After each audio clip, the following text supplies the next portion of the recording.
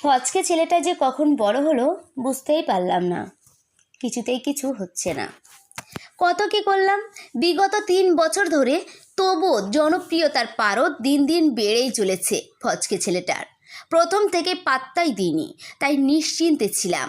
আর যাই হোক, আমার মিথ্যার সাম্রাজ্যে কেউ থাবা বসাতে পারবে না। কিন্তু আজ কেন মনে হয় আমার সাম্রাজ্যের শেষ প্রহরী আমি নিজেই। বড় একা একা লাগছে। যখন নলেজ সিটি করবে বলেছিল তখন থেকে আমার মনে হয়েছিল কিছু একটা হবে, তাই তাকে রুখতে হবে। কেউ যেন গত 21শে অগ্রহায়ণ আসতে না পারে। কিন্তু আমার হাজারো চেষ্টা বৃথা হয়ে গেল।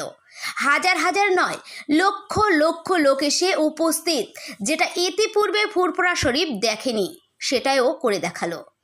কত প্রশাসনকে বলেছি কেউ যেন নলেজ সিটির ভিত্তিপ্রস্তুত অনুষ্ঠানে আসতে না পারে, কিন্তু প্রশাসনও ব্যর্থ হয়ে গেল।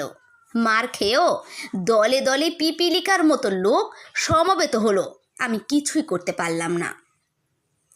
ছলে বলে কৌশলে হাজার পুলিশ দিয়ে ঘরে প্রশাসনিক হামলা করলাম। ভেবেছিলাম বয়স অল্প ফচকে ছেলে ঘরে ঢুকে যাবে, আর বেরোবে না। কিন্তু এবারও আমি ব্যর্থ হলাম। দ্বিগুণ গতিতে ঝাঁপিয়ে পড়ল। তারপর কত চেষ্টা করেছি, কি আর বলবো। শওকতকে হামলা ধমকি হুমকি অবরোধ করেও কাজ হলো না। শেষে ওর সমর্থকদের উপর হামলা করলাম, মিথ্যা কেস দিলাম, ঘর ছাড়া করলাম, কিন্তু ফলাফল সেই শূন্য। তাই বাধ্য হয়ে সিএমের সাথে কথা বলে ওর সমর্থকদের মিথ্যা মামলায় ট্যাপ করে চলেছি। কিন্তু একদম দমবার পাত্র নয়, এই পলিসিও কাজে লাগলো না।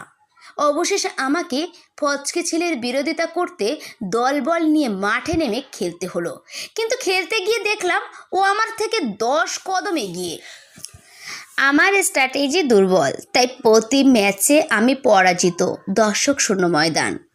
যেখানেই আমি খেলতে যাই সেখানেই ময়দান ফাঁকা, আর ওই ফচকে ছেলেটার মাঠে তিল পরিমাণ জায়গা নেই। এখন বুঝতে পারছি আমার আর সেই শক্তি নেই যে ম্যারাথন রেস করি, সামান্য 100 মিটার দৌড়েই আমার সব শেষ। আজ মন কেন বলছে ও লম্বা রেসের ঘোড়া, যার সঙ্গে আমার পাল্লা সম্ভব নয়, এক কথায় অসম্ভব। গতকাল ডায়মন্ড হারবারের জনপ্লাবন আমার সাম্রাজ্যের কাঁপন ধরিয়েছে, এবং যেটা তাসের ঘরের মতো ভেঙে পড়েছে। ধীরে ধীরে আমি অপ্রাসঙ্গিক হয়ে পড়েছি।